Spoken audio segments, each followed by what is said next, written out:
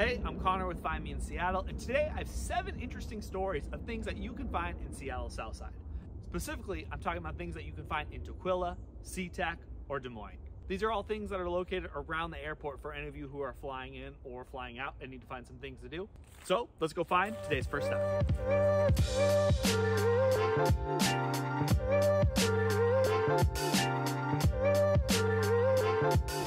So this stop is in SeaTac, and I'm at the Robert Morris Earthwork.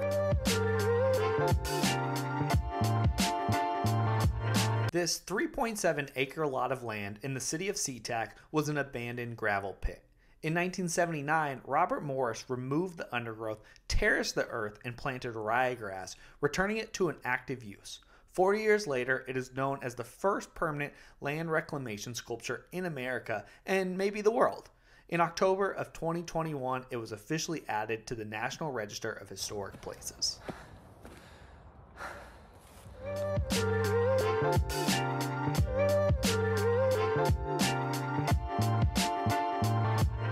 Our second stop is just down the road at Grandview Dog Park. With all the happy dogs frolicking, you'd never know this location used to house Cold War era missile defense systems. In the 1950s, this was used as a defense system against possible Soviet bombers. Grandview was known as Site S-43 and had the Nike Ajax missiles. It could launch 30 missiles, each with a 30-mile range, carrying high-yield explosive warheads. The current park, though, has 37 fenced acres of walking trails, forest paths, agility courses, and open fields for play. There's like 3 dog parks here. This is crazy. There's this whole space, which I feel is like the normal size of a typical dog park, and then you turn it around and there's an even bigger dog park down here. A place that many decades ago was kind of a terrorizing thing to think about, that this was loaded with 30 missiles that could go off at really any moment to, you know, some of the most friendly, loving animals and people, and now it's a gathering place. That is this stop for the Nike missile site. On to the next one.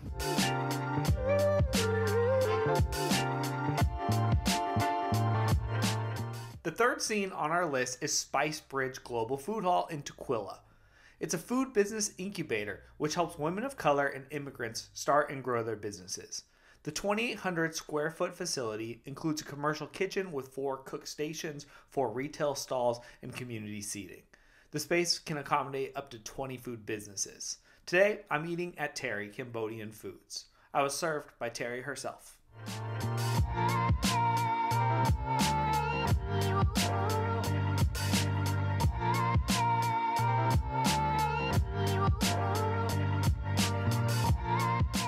Quickly, I want to tell you that this video is sponsored by the Seattle Southside Regional Tourism Authority. Their role is to help promote the communities of Tukwila, SeaTac, and Des Moines, Washington. If you visit their website, you're going to find a bunch of cool promotions and features on local businesses and things to do in those cities. And specifically, how I planned this video was using their Scenes Trail Pass. The Trail Pass is free to access on your phone, and it provides cool places and things to do, as well as to help win prizes. I planned this entire video using the Scenes Trail Pass, and it's a good feature to use if you're interested in exploring more on this side of Seattle. All right, let's get back to the video.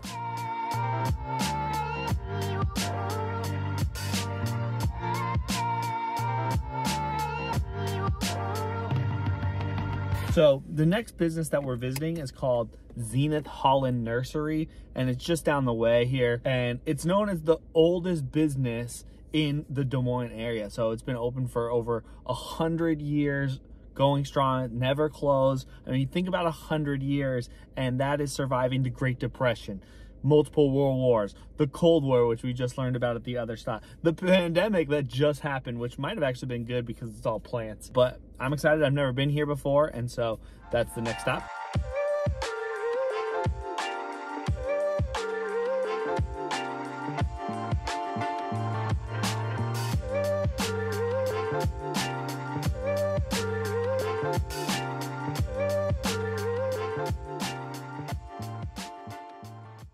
We have 2 stops to make that feature some funky and very mysterious art in Des Moines. First is known as the Maury Island Incident Mural.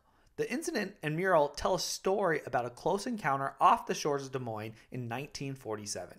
Fred Chrisman and Harold Dahl were on their boat when they spotted a UFO that seemed to be damaged, and it was raining down a metallic substance into the water and their boat. The story continues with a mysterious visit from a man in a suit told them not to speak of it to anyone. Don't really think they listened, considering that legend still continues. And now our next piece of art is known as the Big Catch statue. The controversial statue was created by Richard Bayer. According to the artist, the sculpture was inspired by a fairy tale wherein a beautiful maiden turned into a fish, but then is saved by a kiss from her fisherman boyfriend. At least that's what Richard Bayer was quoted as saying. What he failed to mention was that the fairy tale was completely made up by him. He created this tall tale after the fact to quell some controversy surrounding the statue. There's one more stop that we got to make. We're going to go down to the waterfront because the last story of the day is all about bootlegging.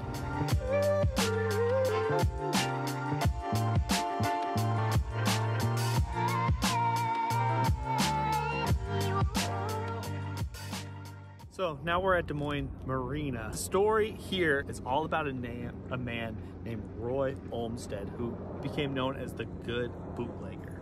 Roy was famously arrested here on Thanksgiving Day in 1925 and shockingly found not guilty in 1926. The former police officer was delivering over 200 cases of booze per day, grossing over $35 million in today's money. The newspapers called him the Good Bootlegger for his moral code of not using guns.